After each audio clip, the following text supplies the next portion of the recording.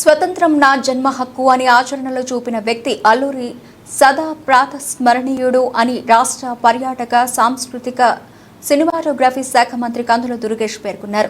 అటువంటి మహనీయుల నుంచి స్ఫూర్తి పొందడం ద్వారా రాష్ట్ర అభివృద్ధిలో ప్రతి ఒక్కరూ భాగస్వామ్యం కావాలని పిలుపునిచ్చారు.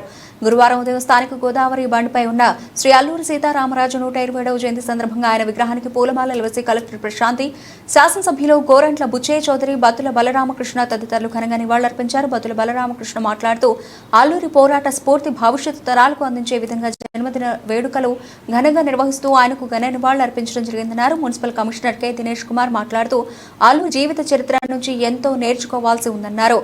రాష్ట్ర స్వాతంత్ర పోరాట చరిత్రలో ప్రప్రథమంగా వినిపించే పేరు అల్లూరి అన్నారు.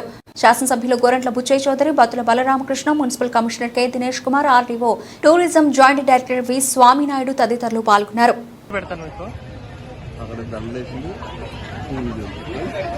తెలుగువారి ఆత్మగౌరవాన్ని నిలబెట్టి స్వాతంత్ర్య పోరాటం చేసి అసూలు పరిచిన మహానుభావుడు శ్రీ అల్లూరి సీతారామరాజు గారి 127వ శత జయంతి ఉత్సవాలను ఇవాళ మనం ఘనంగా చేసుకుంటా ఉన్నాం.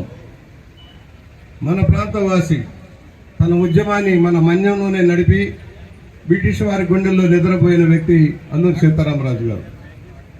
ఆనాడు గిరిజనులను దోచుకొని బానిసలుగా చూసిన బ్రిటిష్ వారికి వ్యతిరేకంగా పోరాటం చేసి ప్రశాంతంగా ఉన్న మన్యంలో వారు చేసిన అరాచకాల మీద పోరాటం చేసి విప్లవీరుడు సీతారామరాజు గారు. ఈరోజు చాలా స్ఫూర్తిదాయకమైన దినం.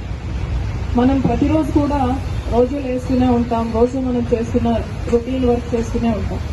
కానీ ఆ రోజు ఏదో ఒక గొప్ప వ్యక్తి జన్మదినం కానీ సంస్మరణ దినం కానీ అయినప్పుడు వాళ్ళ ఐడియాలజీని మనందరం కూడా వివిధ రకాల మాధ్యమాల ద్వారా స్మరించుకోవడం జరుగుతుంది. ఆ పర్పస్ కోసమే మనకి గవర్నమెంట్ కూడా ఇలాంటి ప్రత్యేకమైన దినాల్ని స్టేట్ ఫెస్టివల్స్ గా కండక్ట్ చేస్తారు. ఈరోజు అల్లూరి సీతారామరాజు గురించి ఒకసారి మనం ఆలోచిస్తే మన కళ్ళు మూసుకుంటే మన ఎదుట ఒక యోధుడు కనిపిస్తారు, అలానే ఒక పోరాట పటిమ మనకి కనిపిస్తుంది.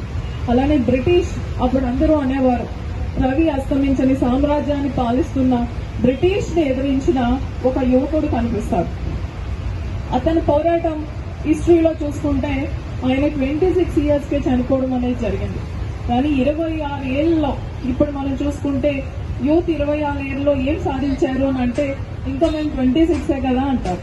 కానీ అది ఆయన కొన్ని వందల సంవత్సరాల వరకు గుర్తించుకొని ఇలాంటి సంస్మరణ దినాలు చేసుకునే విధంగా తన 20 ఏళ్ల జీవితాన్ని సమాజం కోసం అర్పించడం జరిగింది.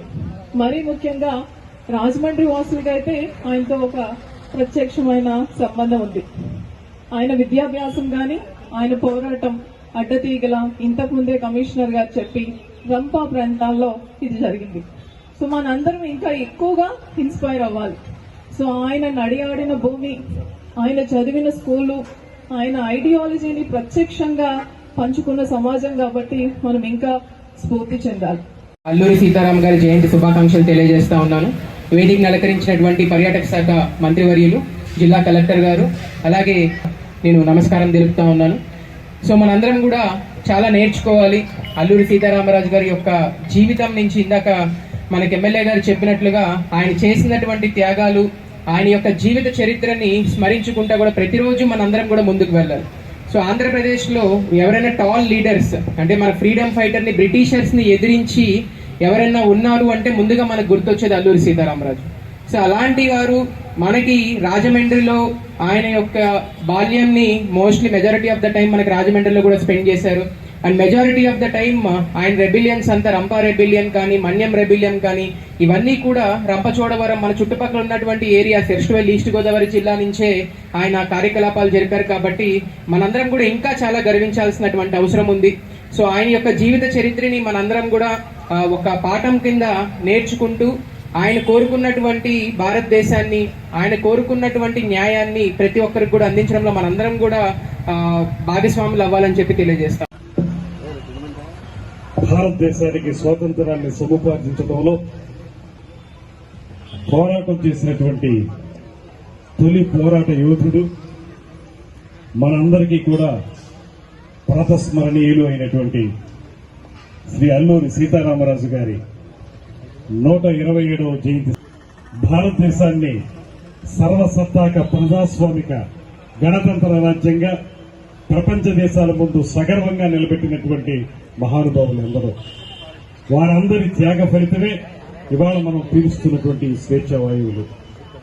ఇవాళైతే మనం ఆనందంగా మనం ఏం చేయాలి, ఏ రకంగా ఉండాలనేటువంటిది మన సొంత నిర్ణయాలుగా ఉన్నప్పటికీ ఆ రోజున ఎవ్వరికీ కూడా ఆ స్వేచ్ఛా స్వాతంత్రాలు లేనప్పుడు భారతదేశానికి ఒక రకమైనటువంటి బానిస మనస్తత్వం కొనసాగుతున్నటువంటి సమయంలో బానిస సంఖ్యలు తెగ్గొట్టాలి అనేటువంటి ఆలోచనతోటి ఈ దేశానికి స్వాతంత్రాన్ని సముపార్జించాలనేటువంటి ఆలోచనతోటి మహానుభావులు అందరూ కూడా ఎంతో కృషి చేశారు. అందులో అగ్రగణ్యులుగా చెప్పవలసిన వ్యక్తి అల్లూరి సీతారామరాజు గారు అనేటువంటి మాటని ఈ సందర్భంగా మనవి చేస్తున్నాను.